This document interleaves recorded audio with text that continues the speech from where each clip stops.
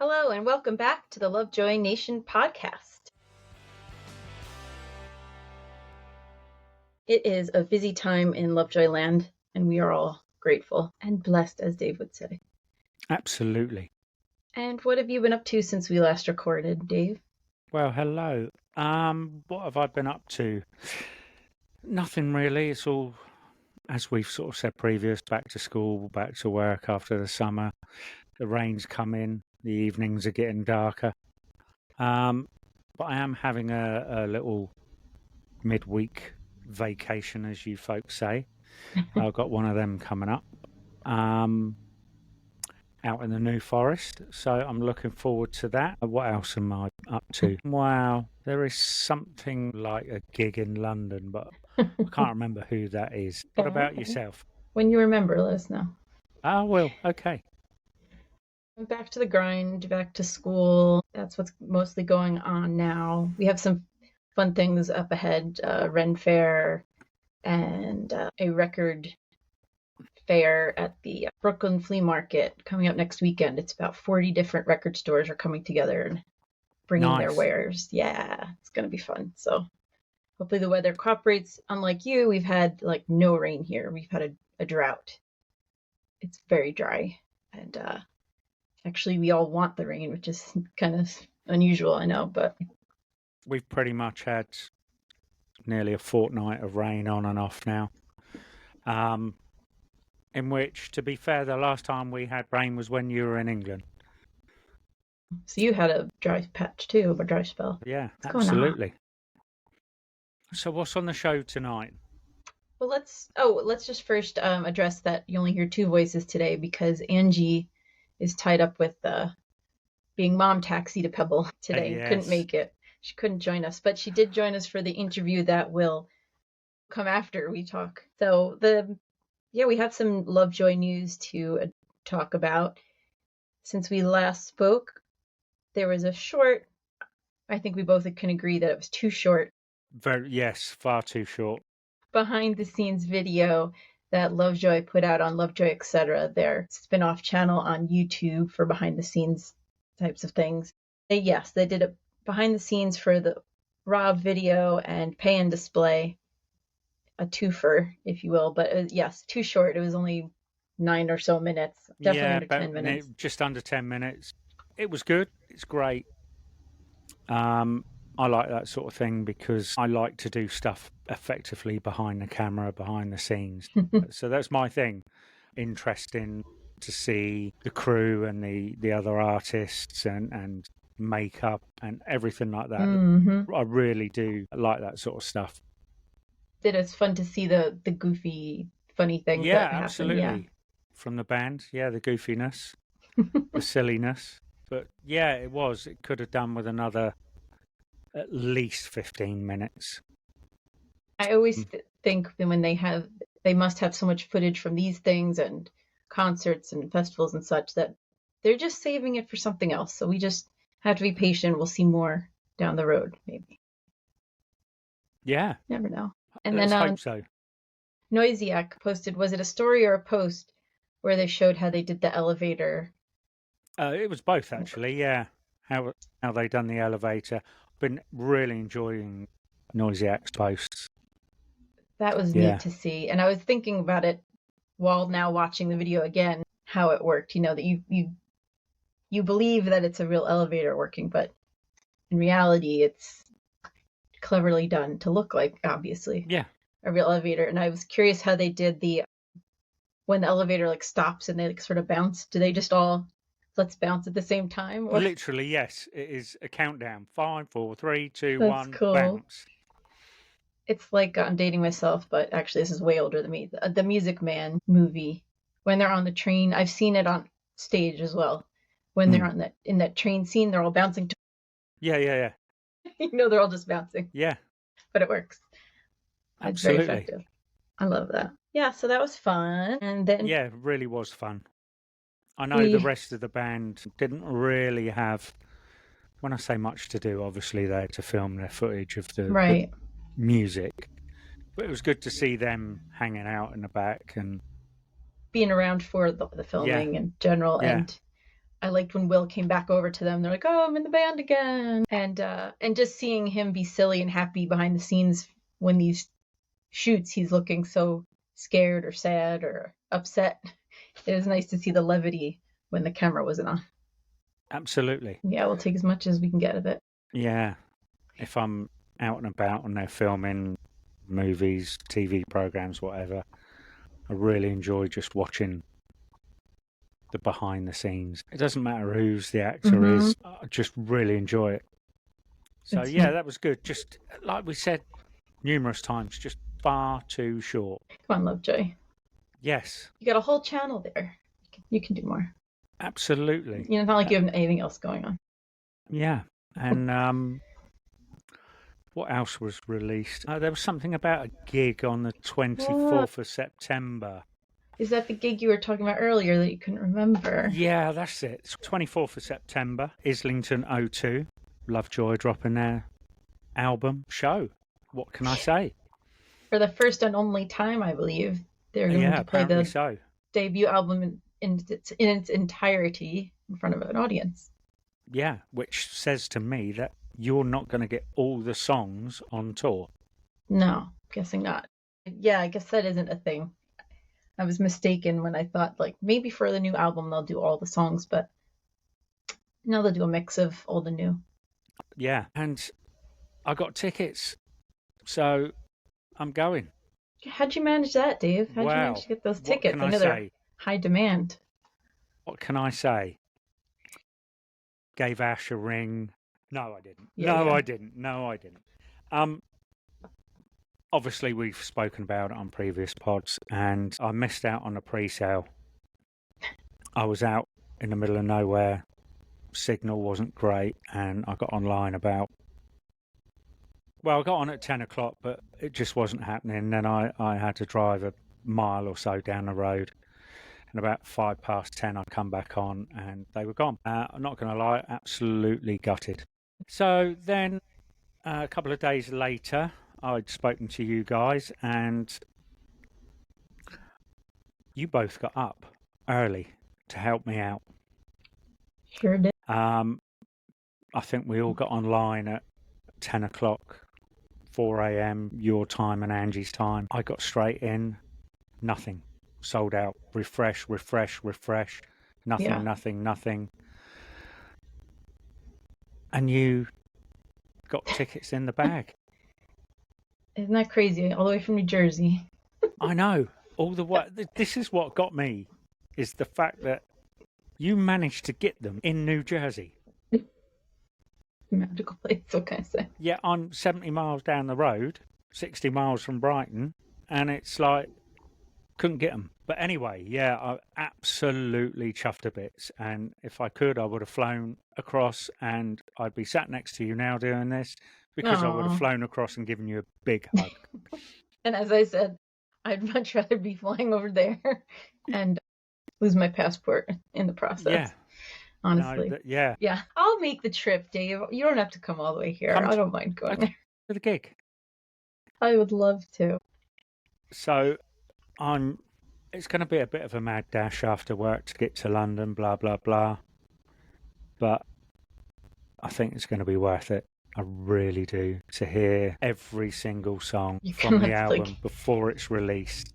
Try to absorb and memorize every minute of it, right?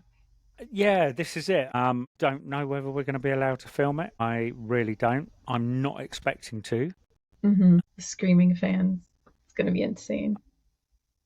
I don't know whether there's going to be merch there. I don't know what's going to be there. So cool. And people were confused a little bit because there are 2 rooms at the venue. There's also another gig going on the same night, same time.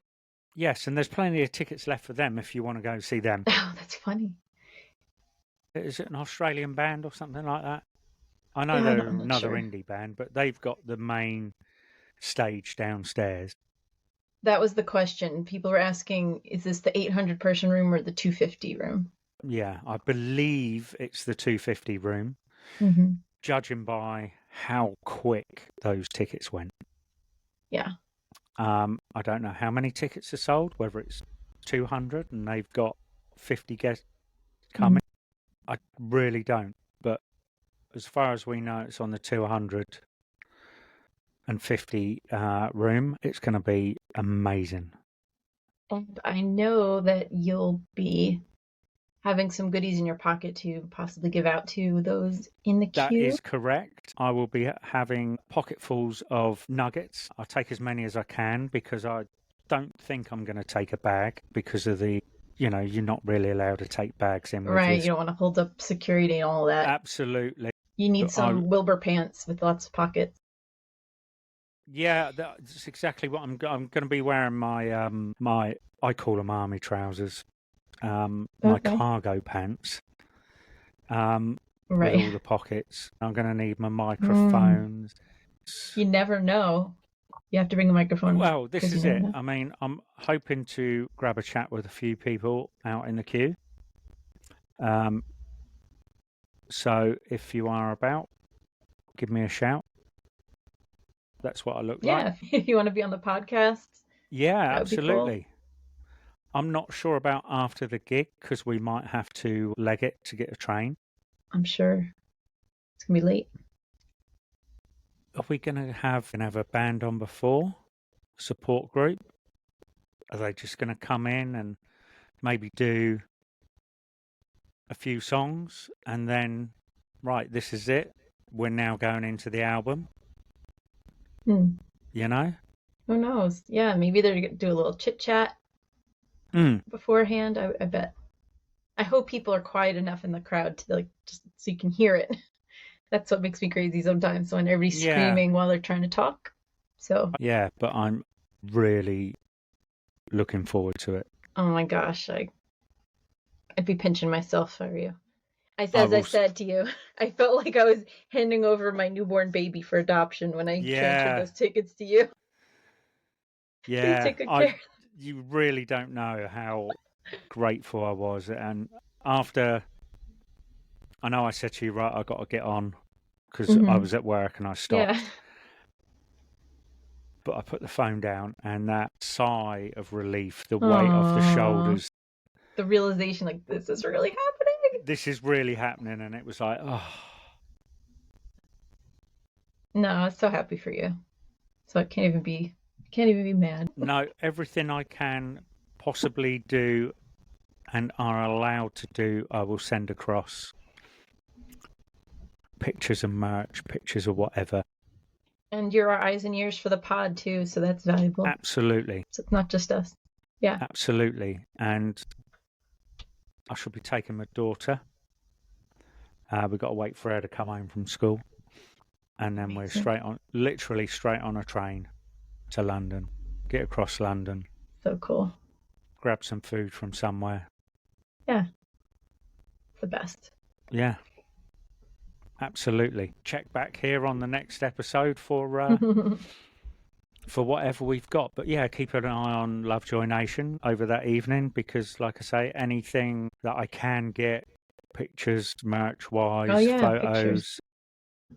anything, I should be sending them straight across. And anything I send across should be able to go straight out. Very cool. I'm looking forward to it. And it's, we have 10 days away from as of today, right? That's right. Date of recording. Yeah. Yes, absolutely. Yeah.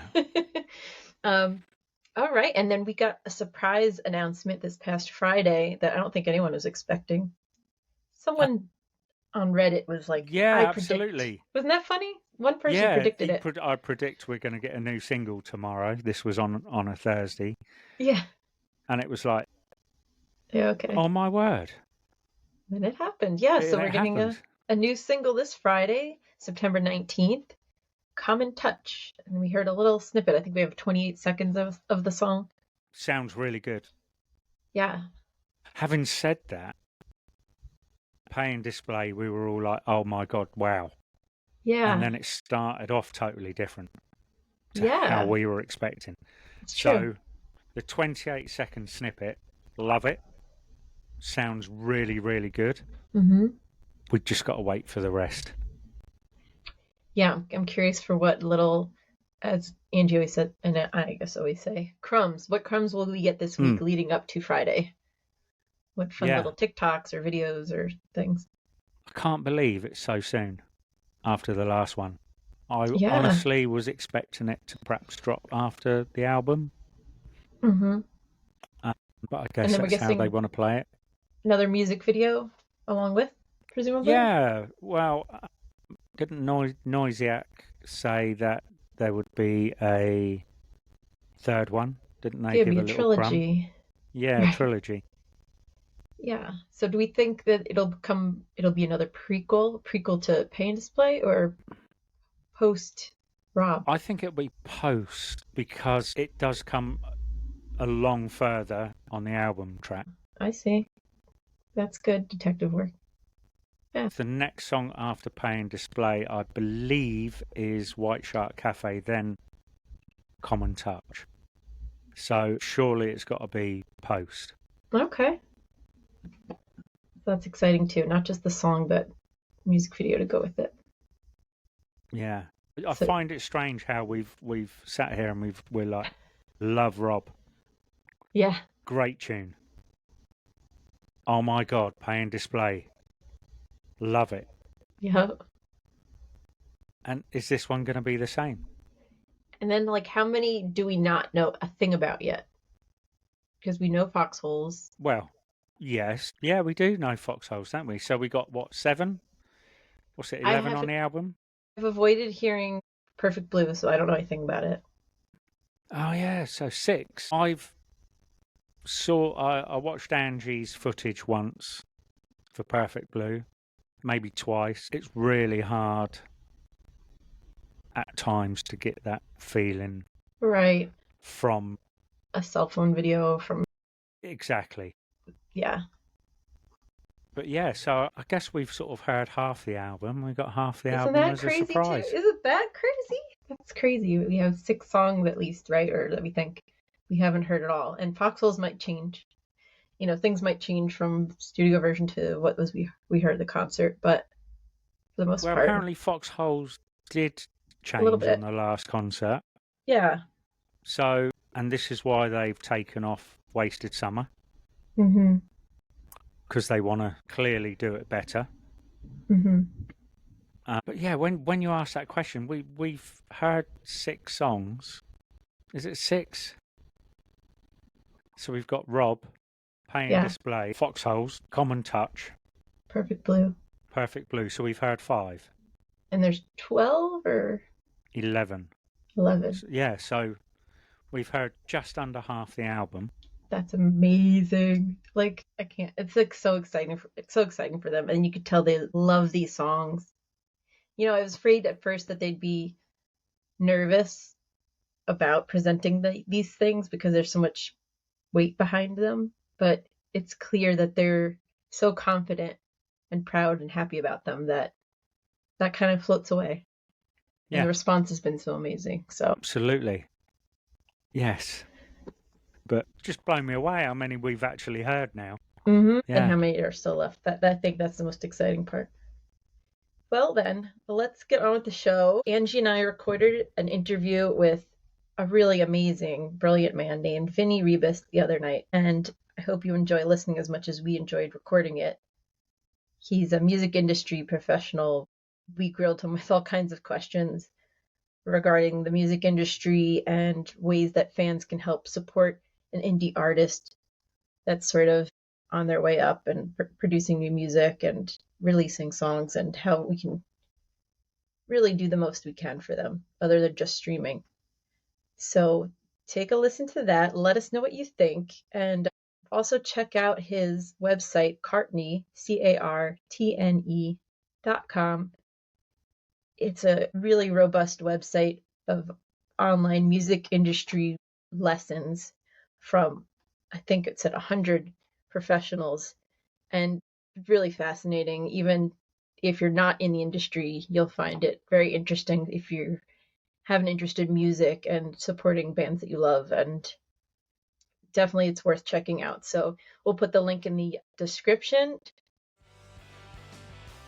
Today we're joined by Vinny Ribus, an artist manager, artist consultant, music industry consultant, founder and CEO of Indie Connect, and a plethora of other things. Is there anything you'd like to add or tell us about yourself?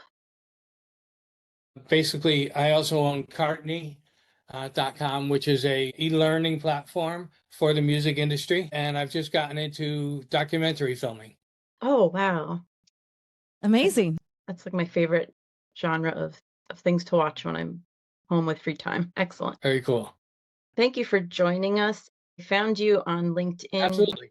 I found you with your article because I run a fan account. I'm always looking for ways to encourage fans to support Lovejoy and do everything we can for them. That they've had EPs and singles, but they've not had a debut full-length album, but they have one coming out October 3rd. And so there's so much writing on this, as you well know. And so I found your article, 30 Absolutely. Ways to Help Support Your Favorite Indie Artists. And I was like, oh my God, Angie, you got to see this. Dave. What a gold mine. Oh my goodness. I was so excited. Good. Wonderful. It's interesting how much fans don't actually realize what artists have to go through. And so they don't really know how to support them. That's so true, because I often see, we're pushing like, let's get it to 1 million streams, and they're like, I just want to listen how I want to listen. It's not our job to worry about that. It's like, it's not your job, but do you love this band? Do you want them to be able to stick around and tour and be here for a long term? It benefits the band and it benefits us. If you want the band to stick around, you've got to help them out a little bit. Mm-hmm. Yeah, and it doesn't take much, especially when you have that many fans. But it does take a little bit of effort, a little bit of conscious effort. Yeah, and I think just to raise the awareness, especially the audience is on the younger side, most of which probably under 18 even. Mm-hmm. So, and we all grew up with CDs and tapes and radio being the big things, but now it's a different world. And I was actually interested on your take, since I saw that you were on the other side of the curtain at one point, being a full-time entertainer and then booking agent. So you've been on, the whole spectrum. I'm old. I mean, when you're old, you get to do a lot of stuff. We're glad you're here to help us with that plethora of knowledge you have. So yeah, how is it different, and is it harder now because there's not so much physical media that people are purchasing? There are a lot of things that are different, and a lot of things that are harder, and a lot of things that are easier. So, definitely the physical media is a major challenge, because that was the major revenue stream for record labels, especially, and for artists. And so, when artists don't have that, and it becomes really hard for them to tour because everything is so expensive, whether it's gas and the bus and hotel rooms and eating out and everything. I mean, it just gets crazy. And so artists really struggle. Even the biggest artists are downsizing a lot of the size of their concerts, because they're just not drawing, and it's just too expensive, especially when you have, those huge buses and trucks and stuff like that. But any independent artist, they're really struggling unless they draw a lot, and mainly if they, to make it as a touring artist, it's going to be on merch. I see. It's always Yeah. going to be on merch. And do the bands pay a fee to the venues that host them? How does that work? Just for those that don't know, like, how does that work when you sign up to play at Webster Hall in New York City? Do you have to a portion of the sale? Yeah, some venues will do that. I always try to avoid that if possible. It's not rocket science to figure out that every little bit of that margin that you give away to somebody else chips away at what you have to be able to survive on. And so, I don't like it when the record labels take a piece of the action of the merch. I don't like it when the clubs take a piece of the merch. I just don't think it's fair to anybody. And so I always avoid that. Right. And then that's when, t-shirts are now $50 instead of 25 like they used to be. Exactly. If we're talking about the price of a ticket and who gets what cut of that, let's say a ticket to see a band costs $50. What percentage of that would you think, give or take, would that band actually put in their pocket once you figure all the expenses? Yeah, I mean, first of all, a lot of that depends on what the agreement is with the venue, because the venues usually take a portion of the ticket sales, unless the artist is what they call four-walling it. So they're renting the room, and they're going to sell tickets, and then they're going to pay for the rent out of the ticket sales. So it's really hard to say what percentage that would be. But after all of the expenses and everything, if an artist, and it depends also on how much the ticket sale how much the tickets are and how many tickets they're selling. So, you know, you can have a venue that seats 500, and if they can sell that 500 seats for $50, they're bringing in pretty good money. But if it's a venue that seats 25 or 50 or 100, you're not bringing in as much money. So the percentage is going to be different. But overall, if you put a tour together, it's probably going to be 5 to 10% that is actually profit, if that. Wow. That's not very much, is it?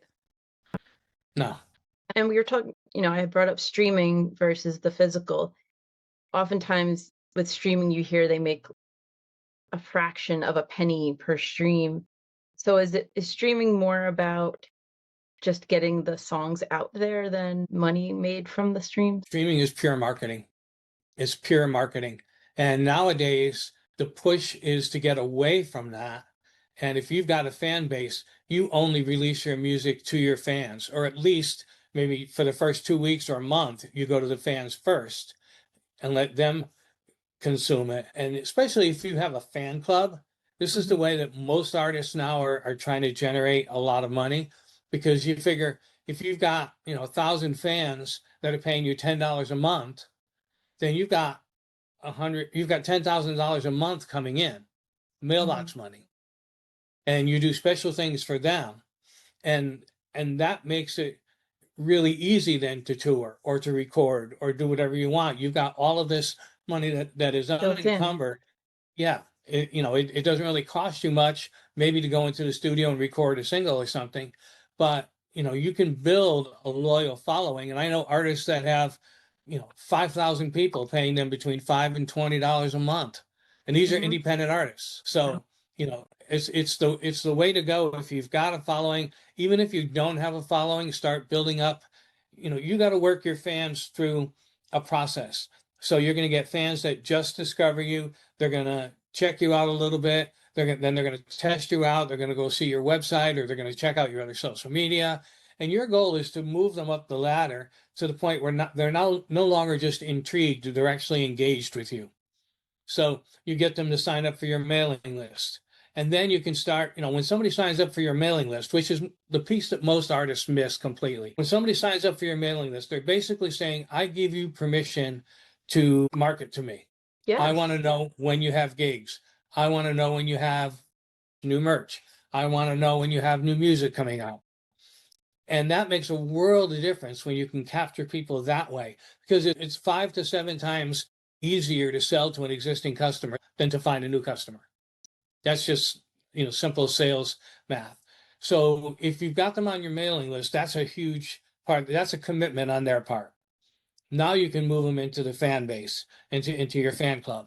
And it's not a huge leap if they like what you're giving them as an email subscriber. And once you can do that, and you can even do the fan club at $2 a month, and then have other tiers that move up. But your goal is to control everything. You want to control the music. You don't want anyone else controlling that. Your goal is to control obviously the copyrights of the songs. Your goal is to control the data. The biggest challenge with all of the social networks, with Spotify, with anybody, is it doesn't matter if you have 5 million fans on there, 100 million fans on there. You haven't got a clue who one of them is. You can't email one of them because they own the data. And yeah, so if they own the data, then you're just borrowing that list. When TikTok was going away, so many people were so scared because that was their entire living. If they had all that data, they had everybody on a mailing list, wouldn't have made a difference. Hey guys, we're going to go switch over to here. So switching from streaming to radio, is radio still relevant in today's world for independent artists? It's relevant, but it's very expensive. It's very expensive to get a radio promoter. Now, somebody like Lovejoy, they've got a big following. They've got a lot of people following them on Spotify, so they would have an attraction to radio. But the hardest thing for an artist is to reach all of those radio stations. You can pay for services. There are services like Play MPE and AirPlay Direct that'll reach out to these different radio stations for you. Radio, unless you have a radio promoter and you're paying them big money, and the reason they're big money is because every one of them has their own target area that they work with. So you'll have your New York guy who works the main stations there, and then you'll have the guy that works Northern New York or something. Oh, And okay. so you're paying a whole lot of people, and to infiltrate, a radio station that's owned or is basically, pretty much owned, whether it's physically or just bought by the major labels, you're not going to have a good shot at getting at the major stations. What So you're going about to be on. I mean, I think I know where you're going. College stations are a great avenue to go. Unfortunately, again, the challenge with college stations is that the students are usually the ones that do the programming, and they change every year. So every year you're starting from scratch, or every 2 years, to build relationships. Everything in this field is relationships. Mhm. It's relationships with the radio stations, the programmers, it's relationships with the venues, it's relationship with booking agents, it's relationships that your manager has. It's all relationships, because there are so many people flooding the market every single day with content, and a lot of it good, not a huge percentage, but a lot of it is good, that you have to do something that makes you stand out from everybody else. what about fans? The good old, calling into the radio station or emailing them or Absolutely. texting them. Is that still effective? That's very effective. I mean, they want to please their audiences, and if it's an appropriate radio station, yes, fans can definitely help in that kind of a campaign, and they can help by finding out who's the programmer at their local college and pass that information on. So basically, I mean, it used to be a street team. Artists would put a street team together, and they would put out posters and stuff like that, and sometimes that still works, but most people are sticking with digital right now.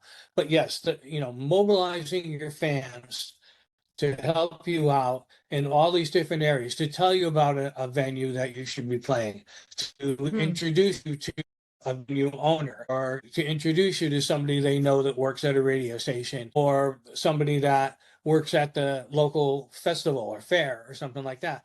All those kind of things make a world of difference because right now, unless you have a record label and you're paying a marketing company and you're paying a publicist and everything, you don't have the money to reach everybody. So you're doing it on your own. It's coming out of your time, it's coming out of your pocket and everything. And that makes it very difficult. So if you've got the fans on your side and they're helping you to get the contacts and the resources and create the demand for you, it's the same thing with, having enough fans calling a festival and saying that we want these guys to play. Yep, Lovejoy has Or a said venue. we'll play where the listeners are. So they just need to know and see where the listeners are. But they are just recently signed with Warner Record. Because they're with Warner Record, does that, I'd imagine, help with airplay? I had heard something about an ad. Tomorrow's supposed to be the ad date for radio stations. It's a new term I've just learned for their newest song, Pay and Display. So how does that work? Ad dates and new song. That's the official day. They can tell the radio stations this song will be available on this day. Do not play it before this day. So that's your ad date. That's the date that they add it to their playlists.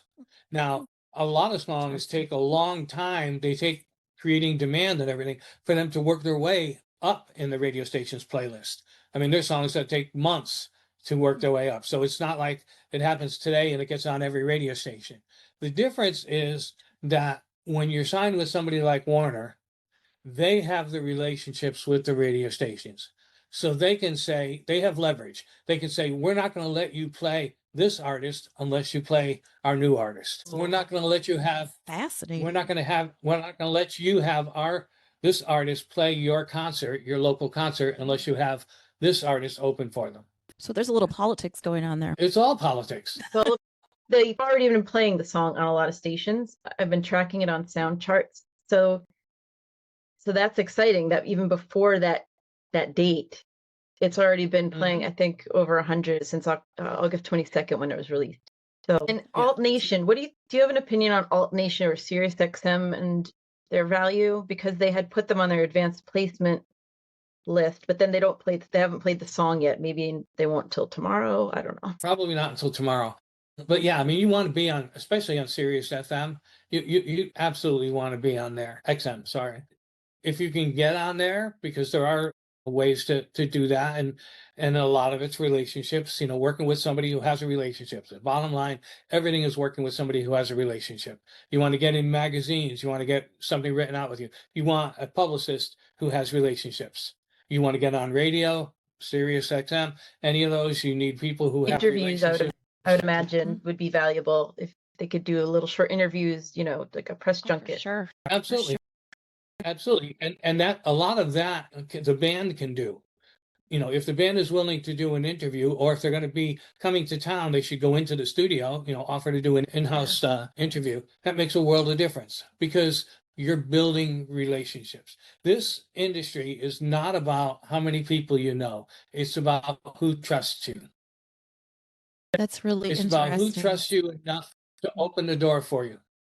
So you can have the whole world can know about you, but you may not get that one gig because nobody actually trusted you enough to give you that call. And it's the same thing even on a smaller scale, or much smaller scale, where you're trying to do something and there's opportunities and you're a good fit, but you can't get your foot in the door. You don't have the clout. But if somebody trusts you enough to say, oh, you need to call this band, and they open the door for you, then you're going to get in, because it's all relationships. So either you have the relationship, your team has the relationship, or your fans have the relationship. What's good about Lovejoy, they were sort of like a quiet time, a dry spell, so to speak, where they lost some momentum, but they have awesome things under their belt. Like they received the MTV UK Push Award at the beginning of 2024, and they played Reading, Leeds, Lollapalooza. They headlined Summerfest this year, their stage at Summerfest. So I guess I would imagine those things, their resume that they've built up, also help. Yeah, they're reaching more people. They've got much better content to put online when you can show something from Lollapalooza and stuff like that. I was looking at some of their videos and stuff, and it gives you credibility. It gives you huge credibility. But there's one thing I want to mention that is important for the band to know. Well, actually, it was actually in one of your questions. What kind of music do the fans want? Things have changed drastically with social media being the main way that people discover music. And they don't discover the music first. They will hear the music first. Then they want to know more about the artist. They want to know if they have something in common with them. Because the fans are getting bombarded, just like Spotify's getting bombarded, and the fans are getting bombarded with all kinds of content. So that's why the algorithms try to pinpoint somebody that you're going to have something in common with, that somebody, you like this artist, and so you'll like this artist. But they want to know that they have something in common with you. And then they will listen deeper. Okay. So what artists need to do is they need to know their fans well enough to know what to write about, what to say in an interview, all of the things, all of the touch points. You're building a brand, and I look at all of the different touch points. Every time that the name or the image or the music intersects with a fan, what does that look like? And how is the fan going to react to that? And so as long as you're consistent with that, and you're doing it long enough, and you're reaching people, you will weed out the ones that don't like you. And there's nothing wrong with that, because you don't want them necessarily anyway. You will build up that fan base that is very, very, loyal to you. Yeah, I was going to say rabid fans, but it didn't sound. Oh yeah, they have that too. That's a good way to describe it. They were rabid. That just didn't work. No, I mean it's really important for the artists to understand that is the way that fans connect with you, and that's what they're looking for. They're looking for an emotional connection. I mean, Ed Sheeran, somebody did a cover of one of his songs. I forget which one it was, and she did such a great job on it that he actually invited her to come to meet him, and they sat in the living room and just sang songs together. That's cute. That's what you're looking for, that kind of relationship. And every fan was envious of it, but every fan watched it every single time. Every one of those videos went viral. Oh, you know what? For the first time ever, they're offering on this tour VIP packages, which is like humongous. Yes, they are. That's a big deal. I'm sure the label has a lot to do with that, because the label likes that. And what the label is doing is bringing in those relationships that the artists need. They're They bringing in sorely need it. publicists and booking agents, and they're bringing in all the relationships to meet the band. The meet and greet is the biggest draw of the package, and another way to bring in some extra money. It's not, the extras they're throwing in aren't pricey, Right. but they're exciting and everybody wants them. That's it. You got to give the fans what they want. Yeah, and it's If you- interesting. I've been tracking their ticket sales, not by numbers, but just what I can see. Like, can I still get a ticket? And I would say 2/3 of their VIP tickets for their tour are sold out. So there was clearly a big demand for that, which is nice to see. But we were talking about fans a little earlier and how fans can help the band by making requests on radio. With a band the size of Lovejoy, who isn't, tiny, they're obviously bigger now, but they're not huge either. And they're really just now trying for their big break with their first debut album. Are there any other ways of supporting a band of this size that you would suggest versus somebody who is really just starting out from the ground up? Well, given the age group that they have, I would say one of the biggest things they can do is to use their music online, use their music in their videos. So create a video with Lovejoy's music in it, because that triggers the algorithm that makes them move up the ladder in preference and more For You pages and stuff like that. So that's a real big part of it. If there are any podcasts that they should be guests on, if the fans know of that, no matter how big or how small it is, that's a great way to help the band, because again, it's reaching listeners that they might not normally listen, that might not normally hear them. I mean, I'm 70 years old. I like their music. So it's not just appealing to 13-year-olds or 15-year-olds. I mean, We're a little bit older so than they've got to 50. reach everybody. Yeah. Yes. No, it's not just teenagers, as Lesley and I can attest to. We can thank our Yeah, teenagers and for it's- introducing them to us. I know Lesley will agree with me, is her and I and some other people in the fan base might be really pumped up. We're like, okay, let's do this. Let's support them. Let's get out there and do all the things. Let's, make a bunch of TikToks and let's call these radio stations. Sometimes it's hard to get people motivated. Take it for granted that it's always just going to be there, but we know how crucial this time is for the band. So we just want, the easier it is and the more fun it is, and I guess easy is the big key. Easy. And to express how valuable it is, so they feel like they're really doing something, I think. It's important to realize the difference between radio and social media. With radio, the songs are repeated over and over and over again until you have no choice but to get them into your brain. They just weave their way into the fabric of your brain, and next thing you know, you like them. But with social media, people hear 3 seconds of a song and they scroll. 3 seconds, they watch 3 seconds of a video and they scroll. So it takes a lot of impressions. Somebody has to hear that song a lot of times before it actually triggers. So they usually say that in sales or in marketing, it takes 7 to 20 impressions. So to see a commercial on TV, 7 to 20 times before the audience actually, it makes an imprint in their brain and they actually know what they're talking about. And so you don't have that opportunity on TikTok unless you're creating a whole bunch of content. If you're not the one creating that much content, the fans have to make that up. The fans can do that. They can keep you on people's For You pages and get that song heard over and over and over again because it's played in all these different videos. And we've tried to, Angie's had a good idea of pushing, it doesn't have to be that clever or creative. And if you don't want to show your face, it could be your dog running around, because funny animal pet videos are popular, that kind of thing. Something Pick a totally lyric. unrelated. Yeah, pick something out of the lyric that you can depict. It doesn't matter. But the audience, the viewers have to hear it over and over and over again for it to stick, for them to even stop and say, oh, who is that? We feel this weight of the pressure of this album, obviously not as much as they do, but we really do take it upon ourselves, because we have a captive audience, and yeah, we want to utilize them. And I like you were mentioning there used to be street teams to hang flyers and things. We've sort of Angie's done that for sure, and we've had other fans do that where they'd hang flyers with a QR code or the Spotify link, make stickers and stick them around in cities. Yep. Yeah, every little bit helps because it's those touch points. Every one of those is a touch point, and you need enough touch points for somebody to say, "Oh, what's that song?" or "Who's this Lovejoy that I see everywhere?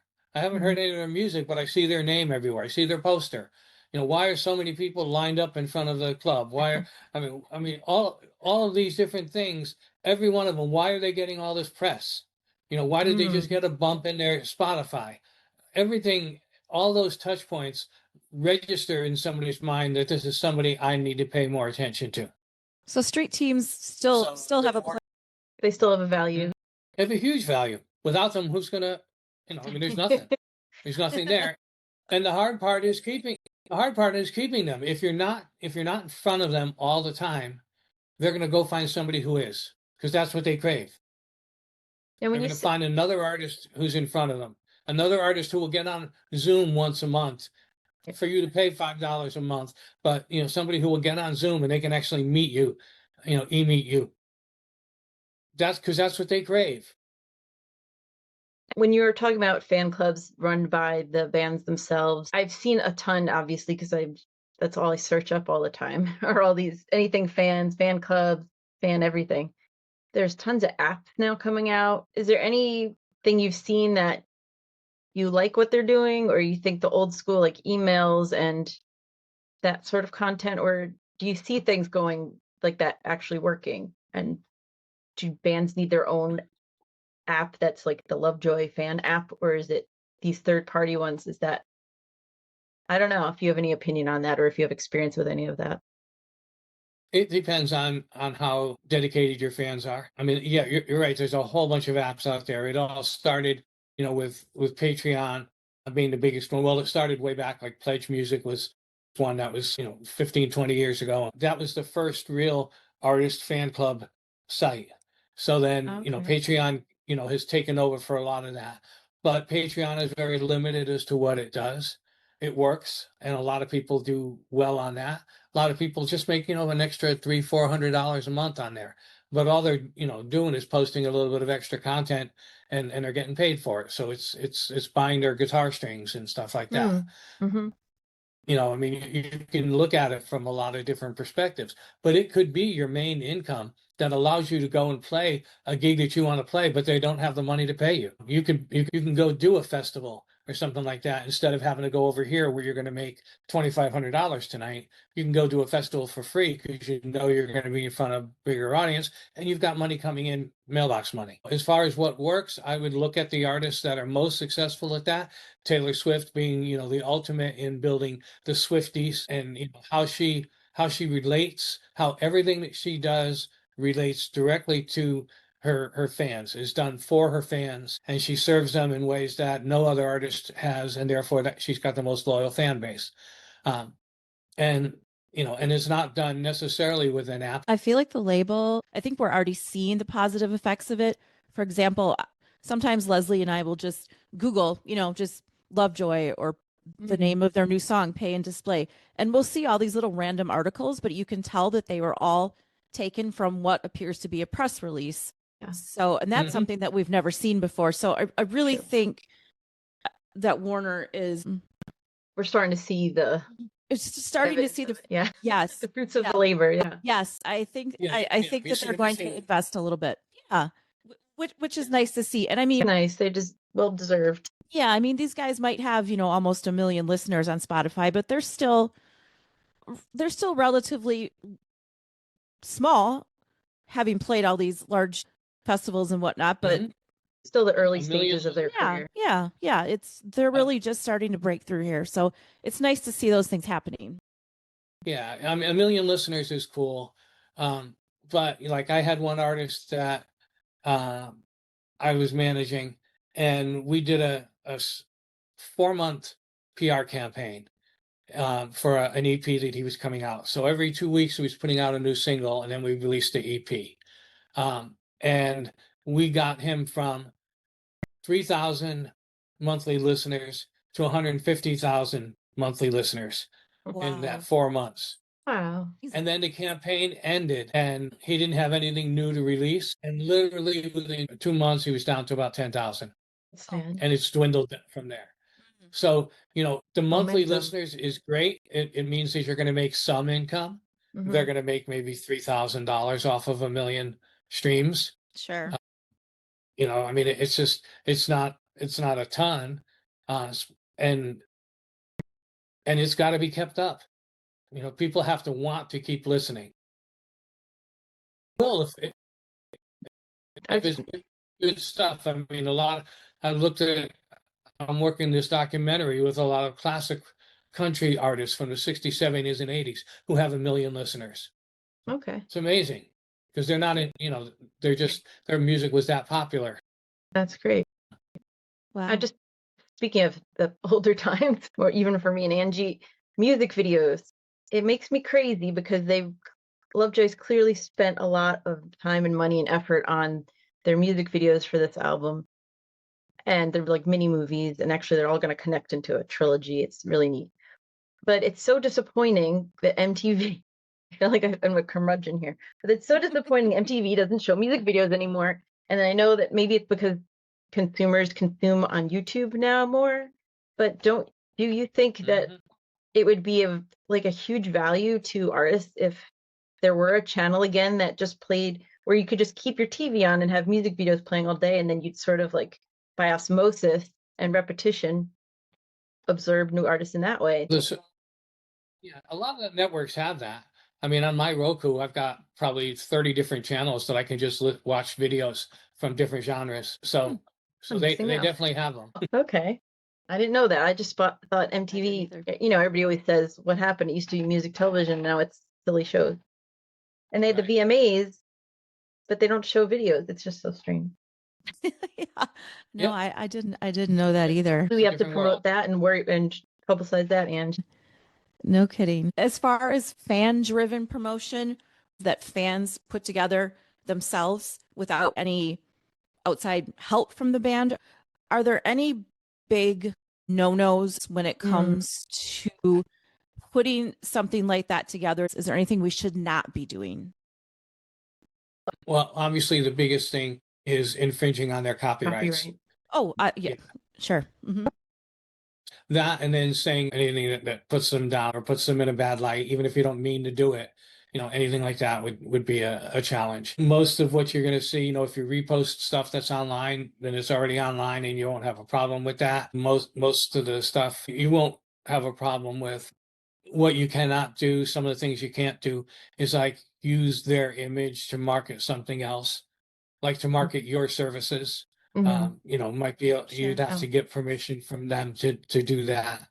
But it's pretty much staying away from the copyright infringement, things that they don't want out there, things that a photographer took and you don't have permission to post it. And trust me, they will come after you. It's interesting that you talk about posting things that might put them in a disparaging light, because I think sometimes there's a lot of fans that post things and maybe they're trying to be funny, but they don't think about what they're posting and the way that it could be interpreted. There is. I mean, it's the same thing with all the comments that you get and everything. Those negative comments make a difference. They make a difference in the algorithms. They make a difference in just the whole demeanor, the whole band's, the way they feel about themselves. That's a good question, actually. With regard to negative comments, do you feel it's best to ignore, respond, delete, block? Like, how's the best way to handle that? Ignore or delete. Do not respond. You don't want to give them the attention. That's all they're looking for. They want to get somebody riled. Yeah. So don't take the bait. Okay. Yep. Don't take the bait.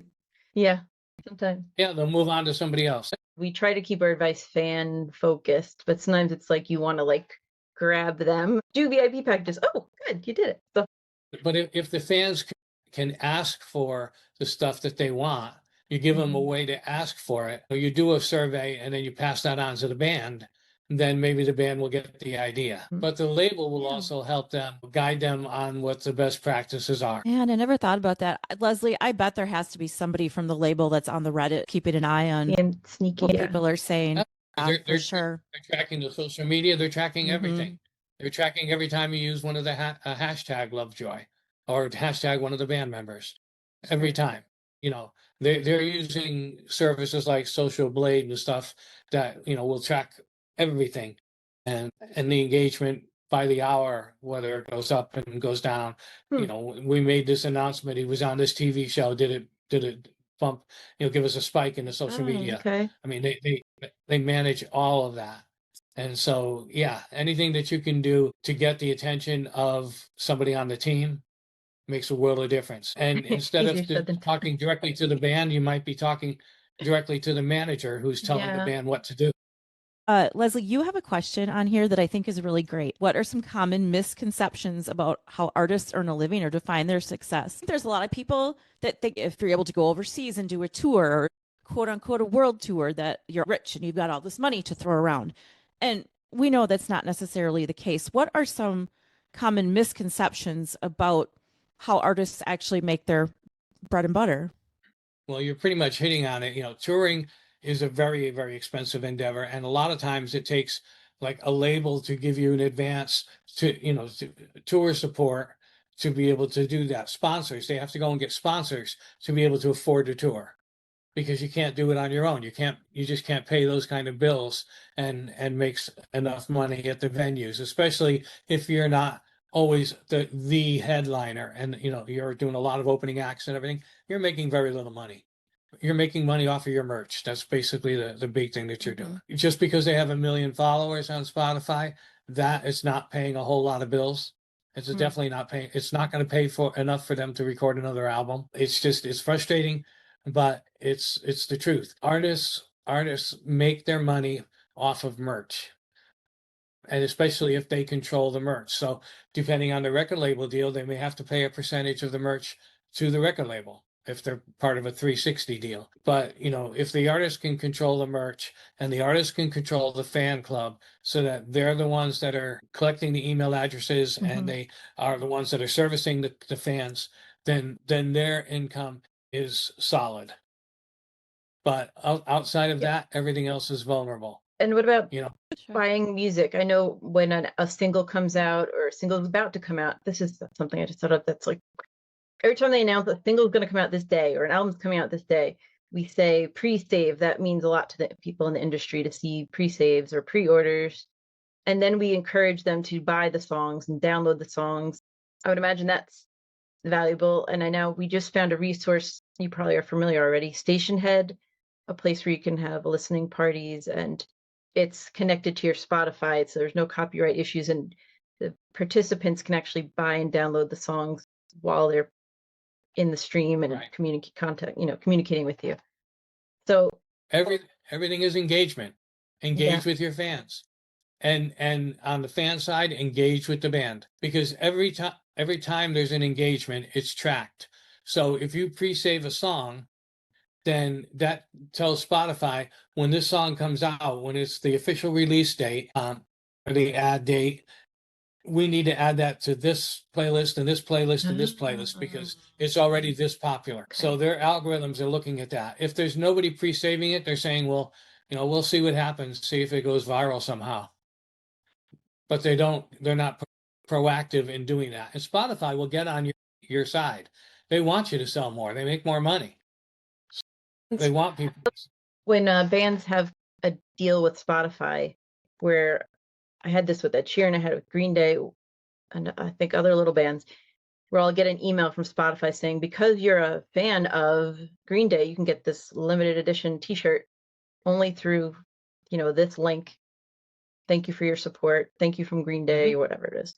I would love to see them do something like that.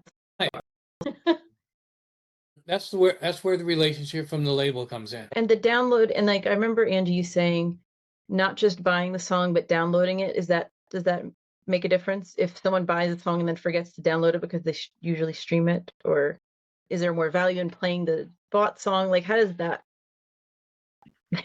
That's a good question. I don't really know. I mean, not that many people are buying the song anymore, unfortunately. So Hmm. that's not a huge income for the artist, but they are definitely obviously buying vinyl. What's interesting is that I don't know what the number is. It's something like 85% of the vinyl that's bought is never played. It's just kept as a collector's item. Fine, Angie. Sounds about right. Yeah. And so, it's you need to do everything as a fan. You need to do everything you can to trigger those algorithms, and that means watching YouTube videos. It means using their song in your video. It means sharing and reposting, Share. sharing and reposting everything. All of those things trigger Spotify or TikTok or Instagram to say, "Oh, we need to push this more because it's popular." You've given us like a wealth of information.